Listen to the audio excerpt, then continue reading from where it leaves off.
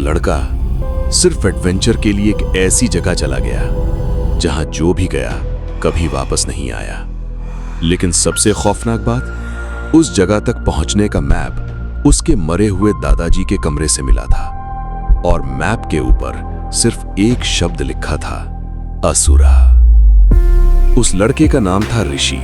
उसे पहाड़ों की चोटियां, गहरी वैलीज और मिस्टीरियस जगहों पर जाना बहुत पसंद था।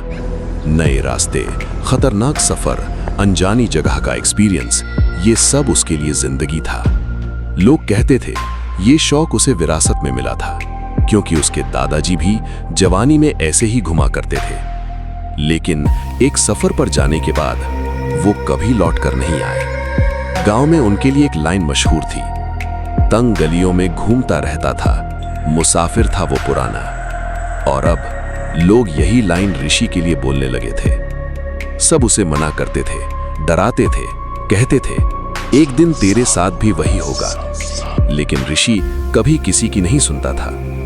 उसके अंदर सिर्फ एक चीज थी, जुनून। एक दिन ऋषि ने सोचा, क्यों ना दादाजी का पुराना कमरा साफ किया जाए। उनके मरने के बाद वो कमरा वैसे का वैसा बंद पड़ा था, धूल, पुरानी चीजें और अजीब सन्नाटा। सफाई करते वक्त उसे बेड के नीचे एक लकड़ी का बॉक्स मिला, पुराना, भारी और बंद। उसने धीरे से बॉक्स खोला। अंदर एक पुराना मैप था। मैप पर एक अनजानी जगह तक जाने का रास्ता बना था और सबसे ऊपर छोटे लाल अक्षरों में लिखा था, असुरा। ऋषि की आंखों में एक्साइटमेंट चमक उठी।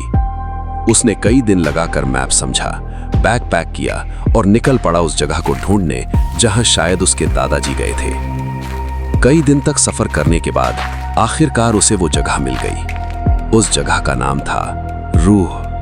रूह के पास एक छोटा गांव था। ऋषि ने रात वहीं गुजारी और बुजुर्गों से रूह के बारे में पूछा। ये सुनते ही उनके चेहरे का रंग उड़ गया।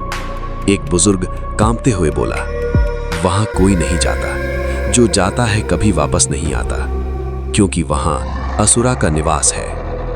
ये कहकर सब चुप हो गए, लेकिन ऋषि सिर्फ मुस्कुराया और अगली सुबह रूह के लिए रवाना हो गया। रूह, दो पहाड़ों के बीच एक गहरी वैली थी। अंधेरा, ठंडी हवा, अजीब आवाजें। ऋषि ने पहाड़ चढ़ा, रस्सी बांधी और धीरे धीरे नीचे उतरने लगा। सब नॉर्मल था तब तक, जब तक उसने नीचे देखा नहीं। नीचे पत्थरों के बीच एक बहुत बड़ा मुंह बना हुआ था, जैसे कोई राक्षस जमीन के अंदर सो रहा हो। ऋषि का गला सूख गया। उसने खुद को संभाला ही था, तभी रस्सी टूट गई। वो सीधा नीचे गिरने लगा। गिरते वक्त उसने एक पेड़ की डाली पकड़ ली।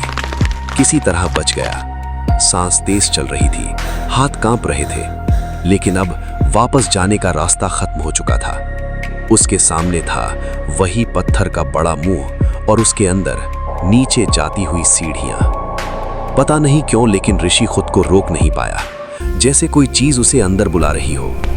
वो धीरे धीरे सीढ़ियां उतरने लगा। नीचे एक बड़ा कमरा था, बीच में पत्थर की बनी बैठने की जगह और आसपास कई बंद कमरे।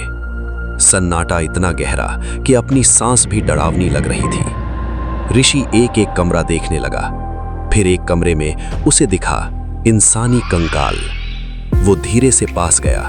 कंकाल के पास एक पुराना कागज पड़ा था। उसने खोला। उसमें लिखा था, शायद मुझे यहाँ कभी आना ही नहीं चाहिए था, लेकिन मुझे इस जगह की पहेली सुलझानी थी। अब जब मुझे इसका सच पता चल गया है, ये जगह मुझे वापस नहीं जाने दे रही। नीचे नाम लिखा था, राजेश।